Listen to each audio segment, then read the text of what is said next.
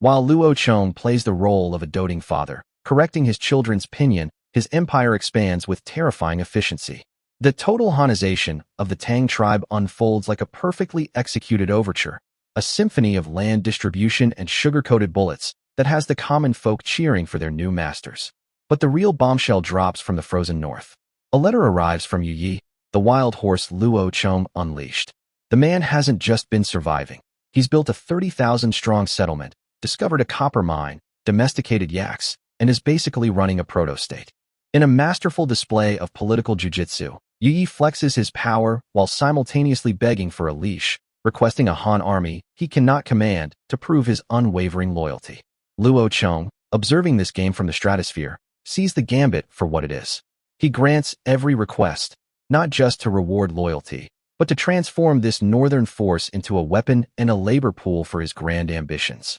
And so, the order is given to forge a dream unit, a modern army of riflemen, ready to be unleashed. Silence. Pick up the pace. We must reach the camp before dark. A shout from the commanding officer cut off their discussion. When these dozens of carts rolled into the camp, the new recruits who had arrived earlier also erupted in exclamations and discussions upon seeing the words on the crates. Every man's heart was filled with a mix of doubt and anticipation. What exactly were these short spears? Voiceover. From the shock of the train to the appearance of mysterious new weapons, the hearts of these new recruits have been hit with one wave of impact after another. Luo Chong is a master of psychological manipulation. First, he awes them with the sheer power of his infrastructure. Then he piques their curiosity with mysterious, unheard-of weapons. One can only imagine the earth-shattering roar that will erupt from these new recruits when those crates are opened to reveal the long, black, powerful secrets within. That night, in the temporary mess hall of the Divine Strategy Guard, even steaming hot food couldn't quiet the clamor of the new recruits. The focus of their discussion, naturally, was the shipment of mysterious wooden crates that had arrived that afternoon. I'm telling you, something's not right. Not right at all, a new recruit from Hanyang Commandery said in a low voice, picking at the rice in his bowl. We've been here for over half a month, and all we do is run or build houses. We haven't even been issued uniforms. What kind of elite unit is this? And those crates today? They're short, like the fire pokers at my house, and you're telling me those are spears? You've got to be kidding me. Weapons and armor can wait. A more seasoned-looking soldier at the next table chimed in between mouthfuls. After all, it takes time to make equipment for over 2,000 men. The strangest thing is that we haven't even been assigned to units yet. What company are we in? Which platoon? What's our specialty? Swordsmen or archers? We know nothing. His words were met with nods from everyone at the table. It was true. This group of men was adrift, unassigned, and in limbo. Maybe they're waiting for everyone to arrive before assigning us, someone guessed. Didn't those brothers from Tuahai Commandery just get here today? Possibly, but the whole setup is strange. The seasoned soldier raised another point. When they were recruiting, the notice clearly stated priority for those with archery experience and priority for those with good eyesight. Weren't they recruiting us as archers? If we're all archers, what's the point of dividing us into different specialties? The crowd fell silent. He's right. How could they have forgotten that? But this brought up a new problem. That makes even less sense. The recruit who had complained first slapped his thigh. If we're archers, why is it that in the shipment of weapons we received, there wasn't a single bowstring or arrow to be seen? The boxes were all filled with those short spears and knives. The crowd fell silent once again. The more they analyzed it, the stranger it became. It was a maddening puzzle. I saw the writing, a new recruit recalled. The boxes said, standard rifle, and something about a sword-type double-edged bayonet. Do you think it could be the kind of heavy bolts used in siege crossbows? The kind that are like short spears, one by one, that can be assembled and disassembled. That way, it's short, it's a spear, and it's a long-range weapon. Doesn't that all add up? That sounded somewhat plausible, but there was still something off about it. Just then, a herdsman recruit from one of the 3 Honghu commanderies spoke up slowly. That's not right. I heard that those cannibal monsters are incredibly agile. Siege crossbows are clumsy as hell. They're fine for defending a city, but taking them out into the wild to hunt is suicide. If this is wrong and that's wrong, then what do you think it is? The herdsman recruit grinned, revealing a set of white teeth. I wouldn't have guessed either. But what you just said about the words on the box reminded me of something. What? Standard rifle. Think about it. What other weapon in our Han tribe is named with the word standard? The table fell silent. Suddenly, a new recruit from Xinfeng Commandery slapped his thigh, his face flushing with excitement. Standard. I remember now. The cannons. The standard model cannons made in Shinfeng Commandery. What? Cannons? Impossible. The boxes were full of short spears. The mention of cannons sent everyone into an uproar. That was the Han tribe's ultimate weapon. But how could such small boxes possibly hold cannons? I'm not saying they're cannons, the Shinfeng Commandery recruit hastily explained. But in our tribe, the only weapons designated as standard are the cannons. I was there when they were test-fired. That's right, the herdsman recruit took over, his eyes shining. I'm guessing that what's in those boxes is a new type of small firearm developed by the tribe. Think about it, he said, growing more excited. Firearms are long-range, right? They need people with good eyesight to operate them, right? And their power must be immense. Wouldn't they be much better for fighting monsters than siege crossbows? Most importantly, we're the Divine Strategy Guard, the chieftain's personal army, every man armed with his own personal cannon. Doesn't that just elevate our status to the heavens? A collective gasp swept through the mess hall. Eyes widened, as if a new world had been opened to them. He's right. How could they not have thought of that? Their thinking had been stuck in the past. Just like that moving train. Who could have imagined such a thing before seeing it with their own eyes? Voiceover. From fire pokers to personal cannons, the imaginations of these new recruits are running wild. But you have to admit that herdsman from the grasslands hit the nail on the head. Luo Chang's equipment upgrade is dragging the mindset of cold steel warfare into the age of firearms. It's foreseeable that when this personal guard, each man armed with a small cannon, appears on the battlefield, the cannibals will get a profound lesson in what it means to be a relic of a bygone era. Forget seeing it. They wouldn't even dare to dream of it. The land ship the tribe had just hauled in had shattered these greenhorns' perception of reality and ground it into dust. In just 2 short years, the tribe had managed to forge an iron behemoth like a train. In that context, did miniaturizing a clumsy, heavy cannon and putting one in every soldier's hand still sound so fantastical? In this Han tribe, there was nothing the chief couldn't do, only things that they, mere mortals, couldn't imagine. After all, a mortal's train of thought and a mind running on cheat codes exist on entirely different planes. And so, before the warmth of dinner had even faded, a staggering theory grew wings and fluttered through the entire military camp. The mysterious wooden crates were filled with a new type of firearm, the likes of which had never been seen before. This news left even Xie Zubing and the instructors from the Jinwu Guard completely floored. These kids are sharp. Already jumping to the right conclusion. Zubing chuckled when he heard his aide's report. Since they'd already guessed, and everyone was gathered, what was the point in being coy? It was time to lay the cards on the table. It wasn't a secret they could keep forever anyway. With a grand wave of his hand, he ordered his aide. Send word for all instructors to assemble the new recruits on the training grounds at once. Tell them I, the commander, will address them personally. Yes, sir. The free time after dinner was supposed to be a joyous occasion for the recruits to shoot the breeze. But the moment they heard the commander's summons, they shot off toward the training grounds as if injected with adrenaline. For many, it was their first time seeing their legendary superior officer in the flesh, and their hearts pounded with excitement. On the training grounds, 2,000 men quickly formed a dense, dark mass. It wasn't a huge number of people, assembled in tight ranks. They only took up the space of 2 or 3 classrooms. Xie Zubing stood with his hands clasped behind his back on the raised command platform, from where he could see the expression on every single face below. He didn't speak immediately. Instead, he paced back and forth twice, like a lion surveying its territory. His sharp gaze swept over the entire field, and the once noisy assembly fell instantly silent. Every man's eyes were fixed on him, as if drawn by a magnet. The time was right. Zubing stopped, and his voice, deep and resonant, boomed like a great bell, striking every man present. I am Xie Zubing, commander of the Divine Strategy Guard, appointed by the chief himself. From this day forward, I will be the one to eat with you, live with you, and march into battle with you. Today, our Divine Strategy Guard is finally complete. You have come from all corners of the land. To be able to gather here and fight side by side, I, Xie Zubing, am deeply honored. What is an even greater honor is that we are the chief's personal army, the Han tribe's trump card, and you are all members of this elite force. He paused for effect, then raised his voice to a roar. Just a moment ago, I heard from the instructors that you've been mulling over 3 things. First, why haven't the uniforms and armor been issued yet? Second, why haven't you been assigned to your units? And third, what in the hell is inside those wooden crates that arrived today? This 1-2-3 punch sent a jolt through the recruits. Their hearts hammered in their chests. What's he doing? Is he about to settle scores? Accuse us of insubordination for gossiping about military affairs to make an example of us? Or is he about to reveal the answers? Fortunately, Subing had no intention of being a riddler. His tone shifted as he laid everything bare. I know you've all traveled 1,000 miles to become soldiers, only to find things aren't what you expected. You're feeling uneasy. So now, I'm going to give you the lowdown. Let's start with the uniforms and armor. Our Divine Strategy Guard is a special unit. From the inside out, we are different from everyone else. Therefore, he paused, then dropped a bombshell. The Divine Strategy Guard has no armor. Buzz. The area below the platform erupted, the sound like a ladle of water tossed into a wok of boiling oil. What the hell? No armor. Are we supposed to take blades with our bare chests?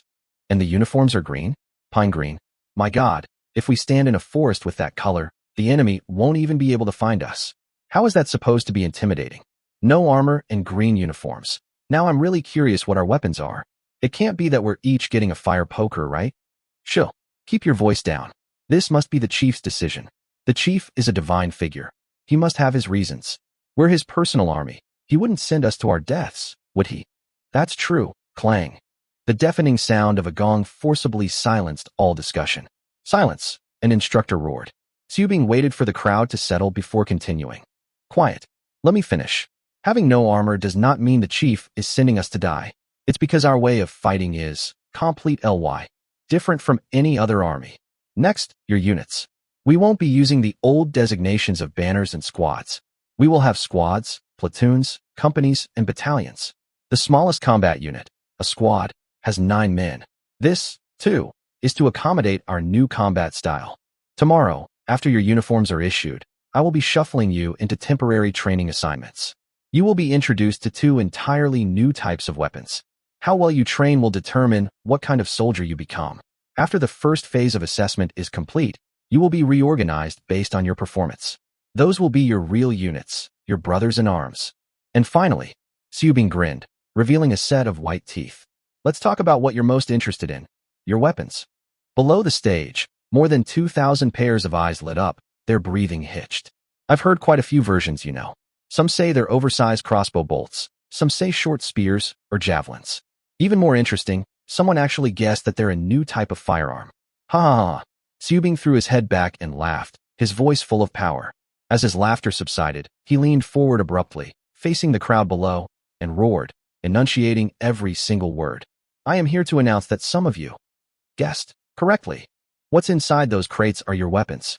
Developed by the tribe just last year, they are personal, handheld, new style, ranged, gunpowder weapons. Boom. This time, the roar from the crowd was 10 times louder than before. It was enough to tear the roof off the training grounds. My God, it's really firearms. Personal firearms. Ha ha ha ha. What did I tell you? I knew it had something to do with cannons. Dude, you actually guessed it right. A firearm for every man. Holy cow, our Divine Strategy Guard is going to be unstoppable. Truly the chief's personal army. This kind of prestige is insane. Wait, did you guys not hear him clearly? The commander said 2 types of weapons. That means we have at least 2 new types of firearms. That's right. Just like swordsmen and spearmen are different types of soldiers. The tribe is mighty. The chief is a god. As the fervent excitement began to subside, the gong rang out once more. Subing looked down at the faces, red with excitement, and felt his own blood surge. He raised a fist and yelled, I know you're excited, because you will be the Han tribe's first ever army to be fully equipped with firearms for combat. And I am excited, because I will be this army's very first commander. Voiceover. Well now, this isn't so much a pre-battle speech as it is a new product launch for Han Tribe Armaments. Keynote speaker Siet Subing has a solid stage presence and masterful control of the pacing, perfectly whetting the appetites of all his users. From the shock of "we have no armor" to the ecstasy of "we have new firearms," he took them on an emotional roller coaster that would make anyone scream, "Take my money." One has to say, while lighting up the tech tree, the tribe's chief also managed to max out his marketing skill. This whole operation was nothing short of an ancient world version of redefining warfare. The moment he finished, the fiery fervor below surged to a fever pitch. The Han tribe's first all-firearm unit. A title so prestigious it could make a man burst with pride. The sheer honor was off the charts. On the command platform, a smug grin touched the corner of Siet Subing's lips, his voice laced with the superiority of an insider. And I, Xiet Xubing, your commander, happen to be one of the developers of this new firearm. So, I know its every quirk, inside and out. And I've mastered the combat tactics taught by the chief himself. I have faith in myself, and even more faith in you.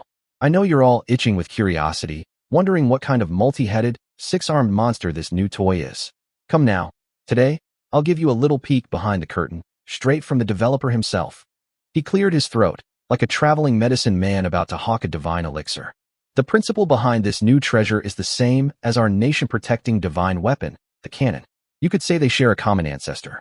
Think of it as a miniature steel cannon that you can carry on your shoulder. It has three main parts: a wooden stock, a fire-breathing steel tube, and the ammunition you load into it.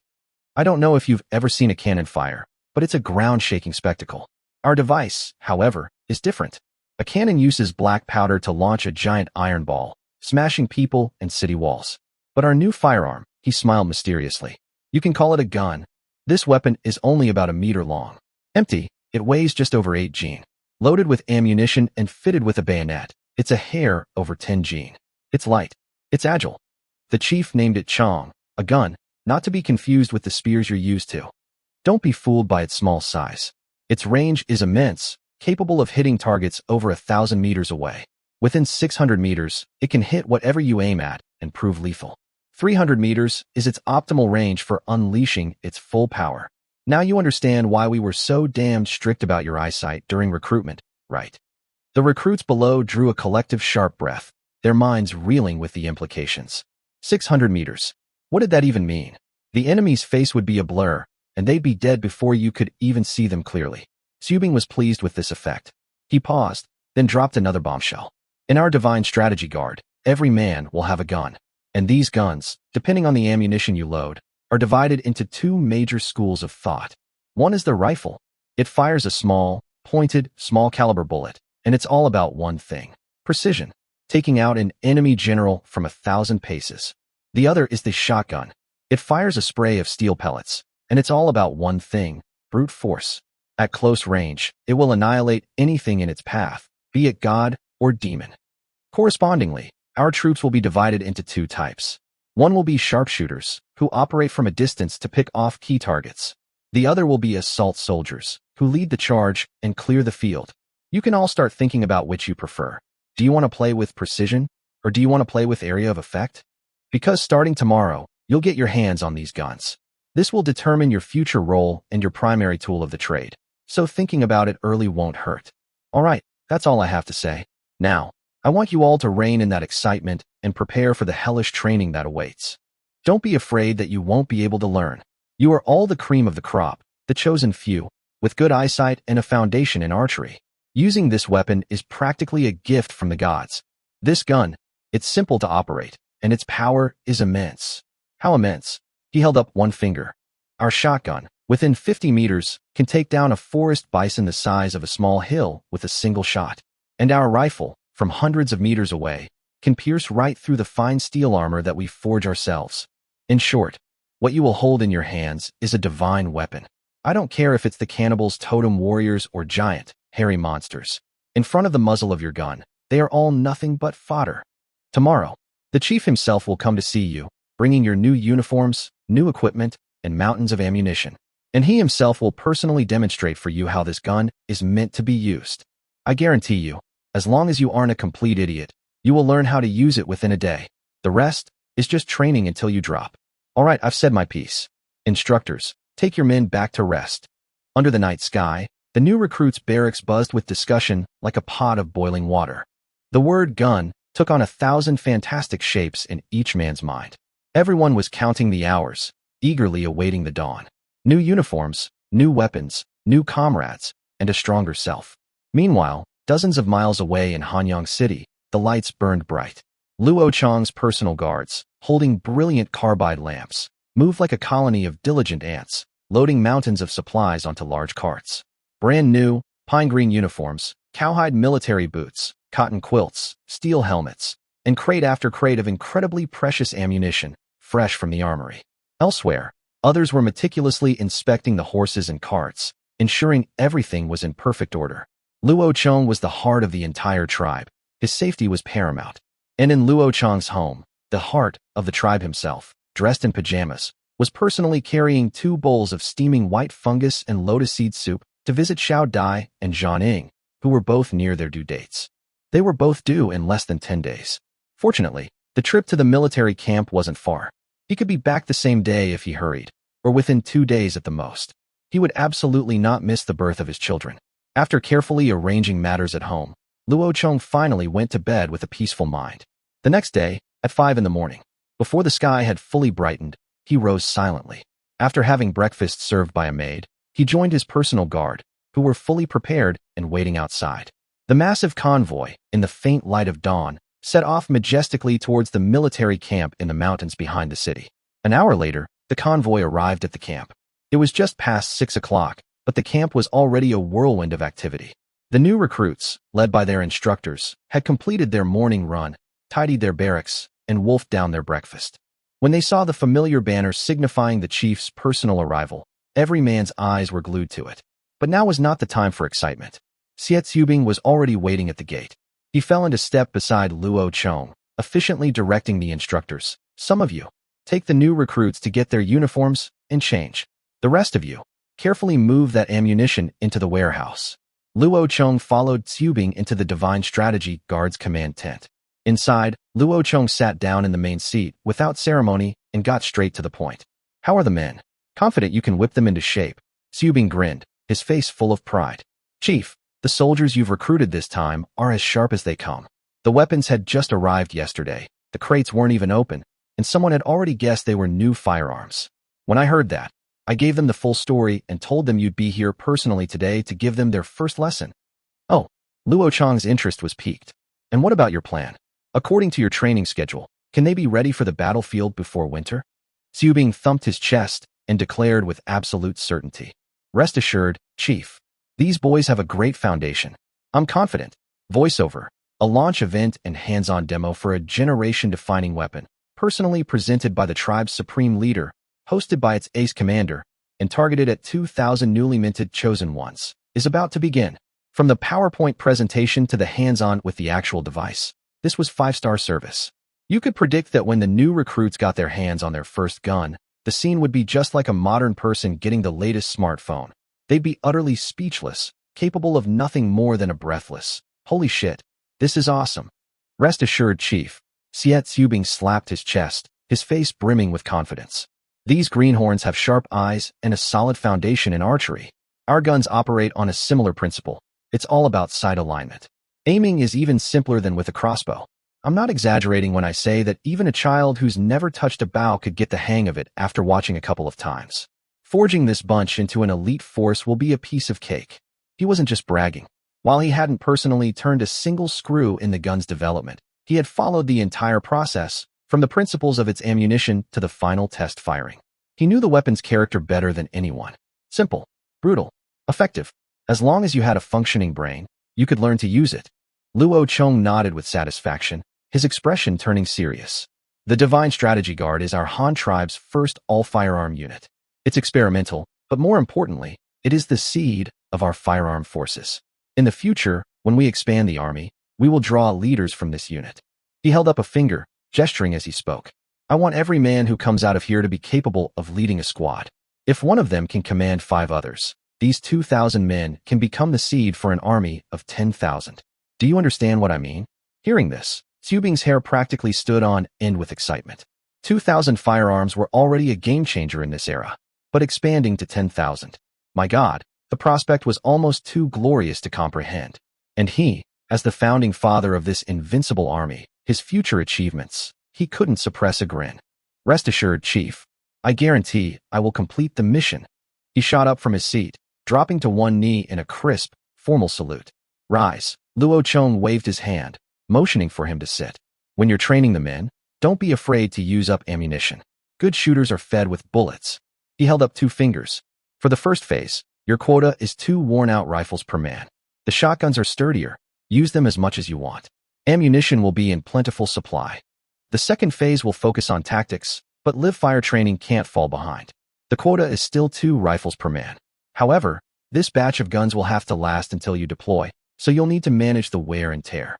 The final re-equipment will be just before you march out. Those will be your real workhorses. Supplies might be tighter then, so you'll have to manage them yourselves. Be frugal when you must, but don't hold back when it counts. Yes, Chief. Subing grinned like a 300-pound child. I promise I won't let a single round you're giving us go to waste. Luo Chong nodded, gratified. This wasn't him being wasteful. Due to material limitations, the rifle barrels produced by the tribe had a lifespan of only 3,000 to 5,000 rounds. Giving each soldier a training quota of 4 rifles meant that every man would have the opportunity to fire nearly 20,000 rounds. This level of luxury was something that many armies in later eras could only dream of. He remembered stories of armies where soldiers were given only 5 bullets each before a battle. Once those were gone, it was time for bayonets. Luo Chong would never allow such a tragedy to be repeated in his army. The Han tribe now lacked for nothing. They had money. They had food. They had guns. If he couldn't forge an elite force by pouring the entire tribe's resources into these 2,000 men, Luo Chong felt he would have failed himself. What were gun barrels? If they wore out, they'd make more. If they ran out of bullets, they could reload. As long as he could train sharpshooters, this expense was more than worth it. After discussing official business, Luo Chong made small talk with Subing, asking about his married life. Meanwhile, the new recruits had received their long-awaited uniforms and were excitedly changing into them. Whoa, this color is sharp. The pine green, pure cotton uniforms were a classic design with a crossover collar and long trousers, paired with a white sleeveless undershirt. On their feet were short, khaki-colored Saiga antelope leather boots, and around their waists were wide, thick cowhide belts. The moment a man put it on, he stood taller, a new energy coursing through him. Thump, thump, thump, thump. The newly uniformed soldiers, in neat formations, jogged back to the training grounds. On the command platform, beside their commander Siet Subing, stood another figure in a white, slim-fitting short robe and a tall, formal crown. It was the very soul of the Han tribe, the chief, Luo Chong. In front of Luo Chong were rows of heavy wooden crates. Everyone's gaze was fixed on those crates as if drawn by a magnet, their eyes burning with anticipation. Luo Chong scanned the 2,000 young, eager faces below.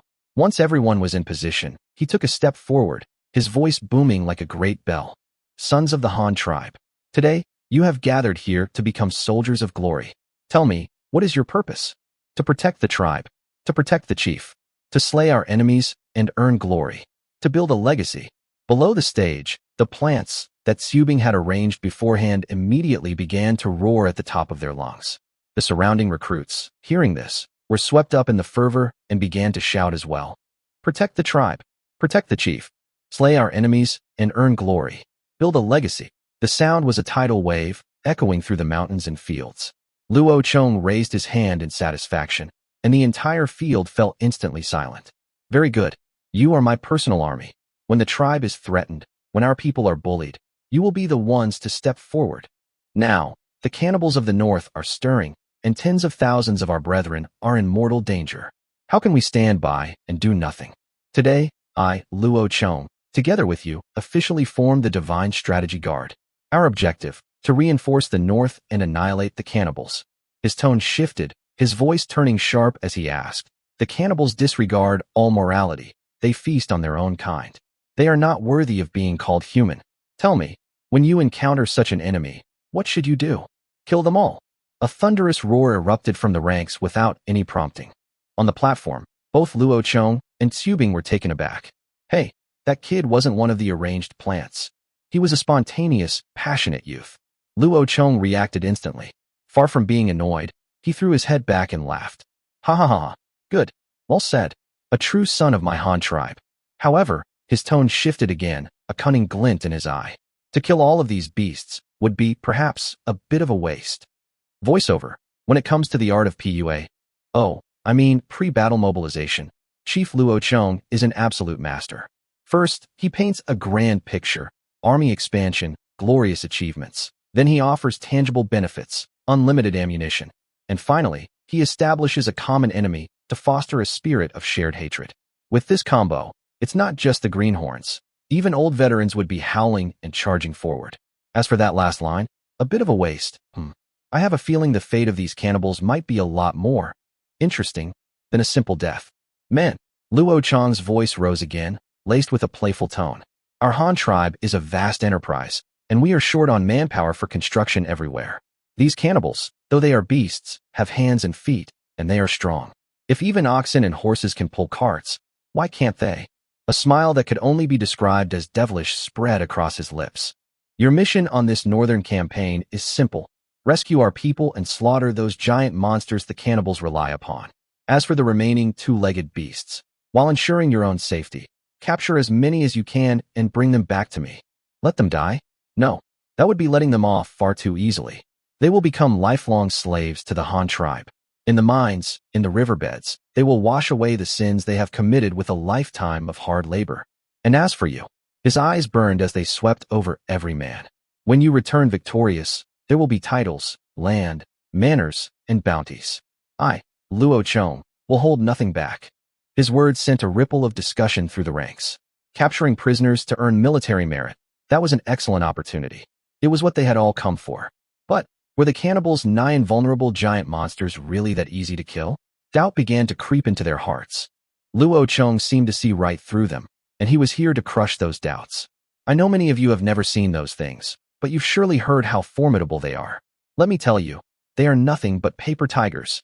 In our tribe's early days, when we were still weak, I killed several of them with my own hands. Once, I ran into a red-furred giant ape in the forest. The beast was immensely powerful and took down 2 of our brothers in the first clash. But in the end, did we not stab it to death with our spears? In the Fumagwan Pass you all came through. I led a few dozen men, and using crude methods like throwing lime powder and setting nets, we took down more than a dozen of those giant monsters without a single casualty. Later, when we had our city walls, the cannibal army attacked. We stood on the battlements and made them cry for their mothers with nothing but bows and spears.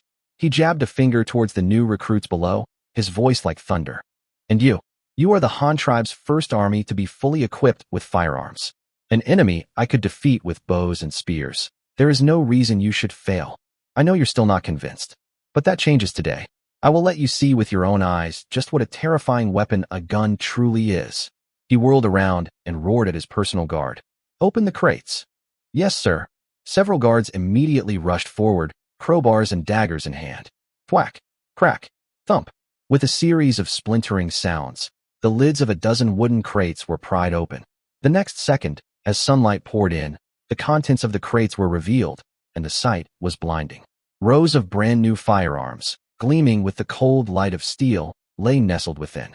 Beside them were neat stacks of gleaming golden and brassy bullets and shotgun shells. The sight was more stunning than mountains of gold and silver. 3 test shots at 3 different distances, from 3 different firing stances. After finishing his demonstration, Luo Chong deftly ejected the 2 remaining rounds from the chamber and engaged the safety. Go, bring those 3 antelopes back.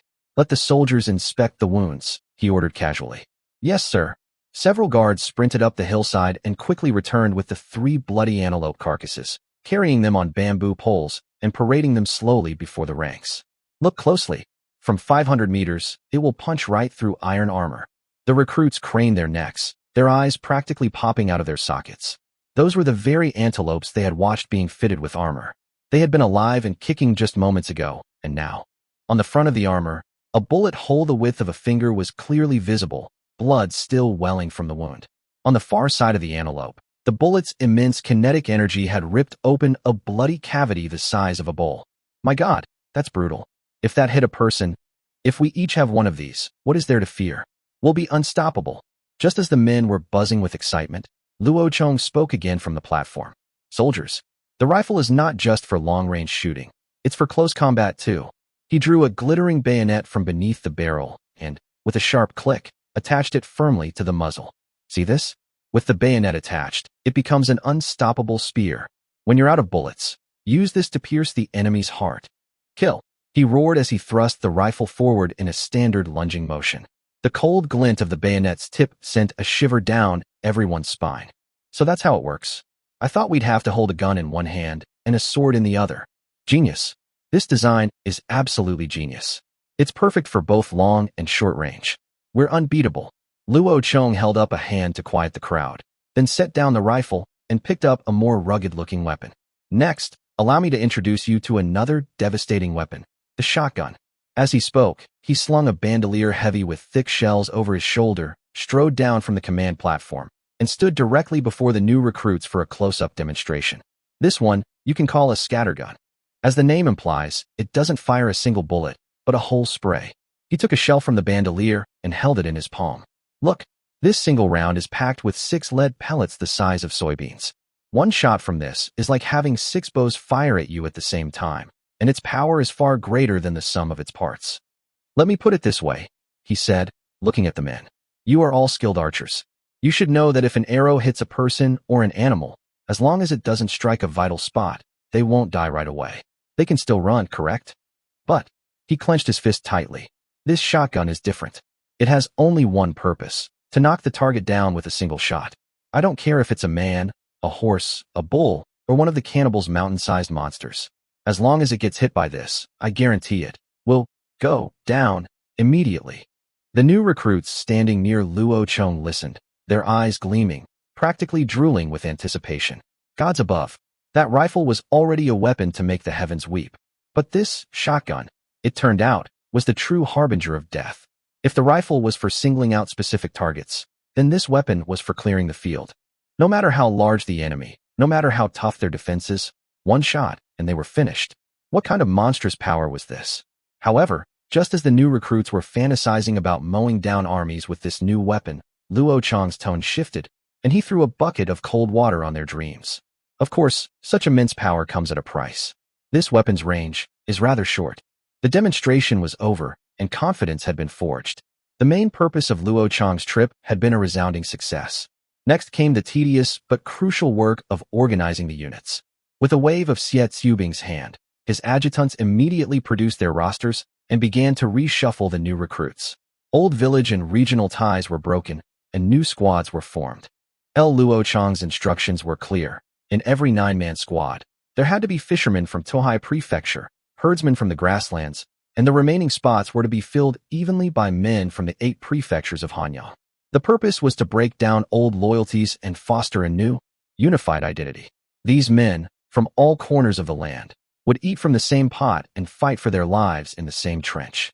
When they eventually retired and returned home, they would carry with them the stories of their comrades in arms, becoming storytellers for the great integration of the tribe. The army was the ultimate melting pot. After arranging the units, Luo Chong pulled Zubing back into the command tent to go over the details of the training plan, one by one. The first phase of training consisted of 6 major subjects, a veritable crucible for the new soldiers. First, drill. To put it plainly, it was standing at attention and marching in formation. The goal was singular, to cultivate absolute obedience. A soldier could be slow-witted, but he could never be disobedient. Second, bayonet practice. The art of the bayonet charge. In Luo Chong's words, this was every soldier's final measure of honor. Third, physical conditioning. Don't think that the lack of armor made things easy. Try running a dozen miles of mountain roads with pounds of gear and ammunition on your back. Physical fitness was, and always would be, the foundation of combat effectiveness. Fourth, fieldcraft and survival skills. Digging trenches, setting up tents, laying traps, cooking with a multifunctional mess kit, using a compass to navigate. In short, the goal was to turn these new recruits into wilderness survival masters, capable of thriving in any environment. Fifth, weapons maintenance and live-fire training. It wasn't enough to just know how to shoot. A soldier had to know how to disassemble, reassemble, and maintain his weapon. And then came the most exciting part, live-fire shooting. The training volume Luo Chong laid out made even Xie Zubing draw a sharp breath. Rifles, 100 rounds per man, per day. Shotguns, 100 rounds per man, per day. Short-barreled shotguns for self-defense, 30 rounds per man, per day. All told, each man would be firing 230 rounds a day. What did that even mean? During the great wars of a forgotten age, a new recruit in the most elite divisions might fire less than 200 rounds in an entire month. And even that was enough to make their marksmanship skills legendary. The training regimen of the Han tribe was simply obscenely extravagant. Luo Chong had only one thing to say on the matter. Natural-born sharpshooters are rare. If you want to turn an entire army into sharpshooters, you have to feed them bullets. Feed them until they drop. Sixth, literacy class. That's right, you heard correctly. Soldiers had to be educated. What would they learn? The military code of conduct. They'd learn discipline and literacy at the same time, killing 2 birds with 1 stone. This was a fine tradition from an army Luo Chong once knew, and he had no qualms about adopting it. Illiterates couldn't become officers. If you wanted to climb the ranks, you had to be able to read. Just as Luo Chong and Xiu Bing were finalizing this brutal training plan, a craftsman named Lin Fei was summoned. Luo Chong took a blueprint from his pocket. On it was a drawing of a peculiar, interlocking metal ring. Lin Fei, take a look at this. Can you make it? Chief, this is handcuffs, Luo Chong said succinctly. For restraining prisoners. Oh, Lin Fei's face lit up with understanding, and he slapped his chest. No problem. This is simple. You need a craftsman who's good with springs, right? I'll fetch someone right away. Voiceover, 230 rounds of ammunition per day for training? What kind of divine treatment is this? It's like they're trying to cultivate these recruits into human gun turrets. You can just imagine, a few months from now, a group of muscle-bound men, not only with godlike marksmanship, but also able to write military reports and even know how to properly dig a smokeless fire pit. What they're creating isn't just an army, but a cadre of super soldiers. As for those handcuffs, it seems the chief has already prepared a lifelong, all-inclusive benefits package for those cannibals. Right now, the Han tribe lacked nothing, except people. To use their surplus of resources and ammunition to forge 2,000 elite soldiers from the cream of the crop, Luo Chong considered this a deal of a lifetime, an absolute steal. Just as sharpshooters were forged with bullets, so too could disciplined, educated men be molded into existence. Thus, the sixth subject was born, literacy and discipline. What would they learn? The military code of conduct. How would they learn it? By reading it aloud and copying it by hand. Copying the military code of conduct would not only deepen their understanding of discipline, but also teach them dozens of new characters. It was a way to kill two birds with one stone, reinforcing both military doctrine and literacy. Simply perfect. Luo Chong knew full well that an illiterate man could never become a high-ranking officer. A general who couldn't even read his own orders? That was a joke. This intensive training regimen was divided by Luo Chong into two phases. The first phase, lasting 1 month, focused on 4 basic disciplines: drill, physical conditioning, marksmanship, and bayonet fighting. The remaining disciplines, literacy and discipline, along with individual combat skills, were the core pillars that would be honed throughout the entire training period. It was no exaggeration to say that as long as they could survive this first phase of hellish training and master all the disciplines, these greenhorns could be thrown into a trench to fight a modern defensive engagement without any issue. After all, with 6,000 or 7,000 rounds of ammunition expended in their training each month, they could probably hit a cow from a few hundred meters away with their eyes closed. Of course, this was limited to hunkering down and taking potshots. Asking them to launch an offensive? That would be suicide. Because, in the first phase, there were no tactics. A mob of sharpshooters, with no sense of coordination, charging forward in a disorganized mass, would be nothing more than lambs to the slaughter. Therefore, the true lethality would be forged in the second phase. The second phase of training commenced after the initial assessments were completed and squad and platoon leaders were reassigned under a completely new organizational structure. This phase had one core focus, summed up in a single word: tactics. The training disciplines were also drastically consolidated. Drill was eliminated. Aside from the daily morning run, there would be no more of that fancy marching. Physical conditioning was upgraded. It was no longer just running laps and doing push-ups, but had evolved into fully armed field marches. At least 5 kilometers a day, with a 30-kilometer forced march once a week. Marksmanship and bayonet fighting were also upgraded. They transitioned from shooting stationary targets to practicing mobile, 3-man fireteam assaults. 3 men, 1 fireteam. How should the marksman provide cover? How should the assaulters alternate reloading? How should they position themselves during a retreat? Even bayonet fighting was given a tactical overhaul. Luo Chong used the Japanese Army of World War II as an example. Why could those 5'3" soldiers achieve a 3-to-1 kill ratio in bayonet fights? Besides their superior rations and the ridiculously long reach of the Type 38 rifle with a bayonet attached, the most important factor was tactics. When they fought with bayonets, they would automatically form tactical teams with veterans at the core to overwhelm a single opponent. While they wouldn't be adopting the little flags, the essence of this many-on-one tactic was a vital lesson. In addition to this, the second phase also added a crucial new discipline: taking prisoners. That's right, taking prisoners. The primary objective of this northern campaign was to defeat the cannibals, but securing a large pool of free labor to bring back for construction was also an important goal. The 2 phases of the training plan were interlinked and progressively challenging. Although it was a condensed version of modern military training, in this era, it was an absolute game changer.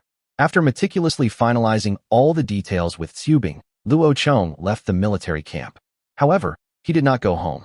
Instead, he took his guards and rushed north to the Power Research Institute in the new Xinjiang prefecture.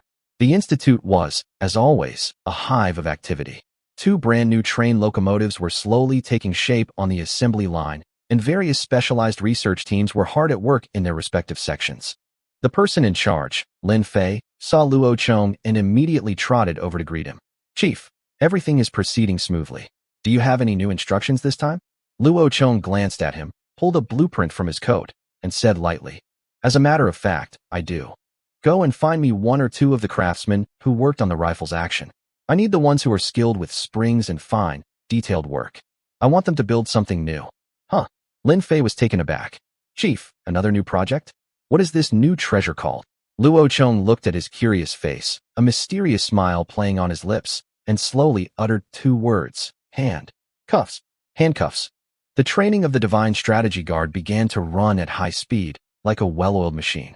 The units were assigned, and they had rifles in their hands by the end of the day. The next morning, the new recruits were taken to the firing range in batches, and the deafening sound of gunfire became the unending anthem of the mountains behind Hanyang City. The noise was like a ceaseless string of New Year's firecrackers, an endless crackle and pop. The new recruits had their fill of it. On the first day alone, each man fired 100 rounds.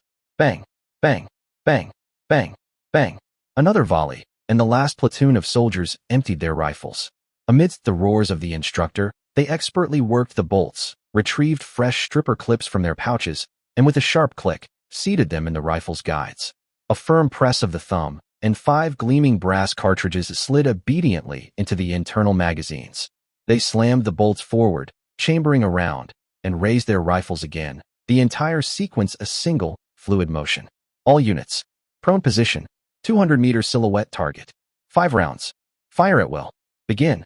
Bang, bang, bang. The gunfire erupted once more. After this round, a greenhorn couldn't help but raise his hand. "Sir." "Speak." "Instructor, didn't you say we should adjust the rear sight before aiming?"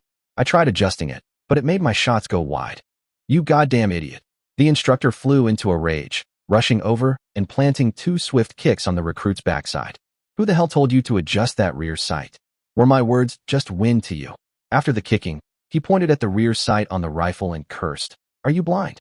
Can't you see the first number on this sight ladder is 3.5? That's for 350 meters. You're shooting at a 200-meter target. What the hell are you adjusting the sight for?" He scanned the crowd and roared, "Listen up, all of you. Our rifles fire a 7.9 millimeters pointed round. Within 300 meters, the trajectory is effectively flat. It's a straight line. It hits where you aim. You don't need to adjust it at all. Do you understand?" "Sir." "What now?" "Instructor?" What's a trajectory?" A sheepish voice piped up from another corner. The instructor nearly choked.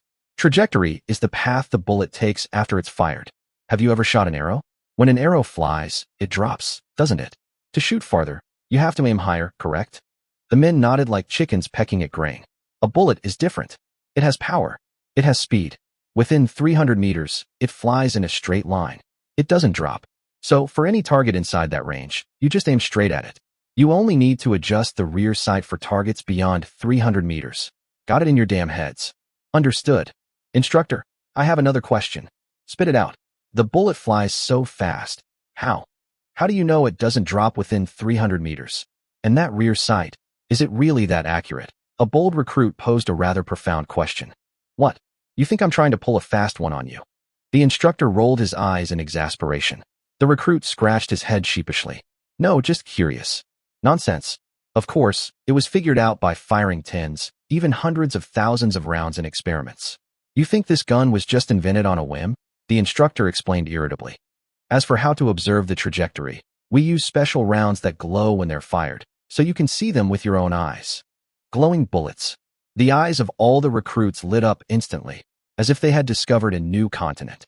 Instructor, what kind of treasure is that? Why don't you let us try some? If we could see how the bullets fly, we'd definitely shoot more accurately. That stuff is called tracer ammunition. It glows green, and it's very expensive. It's usually used at night to mark targets. It's useless during the day. By the time you see the light, the bullet has already hit. Hearing this, the recruits grew even more excited. Instructor, a clever recruit cajoled. It's getting dark soon. Why don't you fire a few rounds for us to see? In your dreams, the instructor cursed, though a smug look crossed his face. That stuff is precious. But, seeing as you're all so eager to learn, giving you a little demonstration isn't out of the question. A few days later, in Luo Chong's study, a craftsman named Shirtian placed 3 pairs of gleaming handcuffs on the table. Chief, I made them according to your specifications. They come in 3 weights, 6.5 liang, 8 liang, and a full jean. Which one do you think is suitable? Luo Chong picked up a pair and weighed it in his hand. The iron rings moved smoothly, and the craftsmanship was excellent. Come, let's go test them in the courtyard. In the courtyard, Luo Chong beckoned to the guards at the gate. 3 of you come here. 3 guards trotted over eagerly. Chief, what are your orders? Come, hold out your hands. I've got something fun for you, Luo Chong said with a grin. Huh? The 3 guards were utterly baffled. What, huh? Hands out. Oh, confused, the 3 men held out their hands. The next second, with a sharp click, one of the guard's wrists was encircled by a cold iron ring. Immediately after, click, his other hand met the same fate. Ah, this. The guard looked at the pair of bracelets that had appeared on his hands, his face turning pale with fright. Chief, I haven't done anything wrong, have I? He asked with a mournful expression.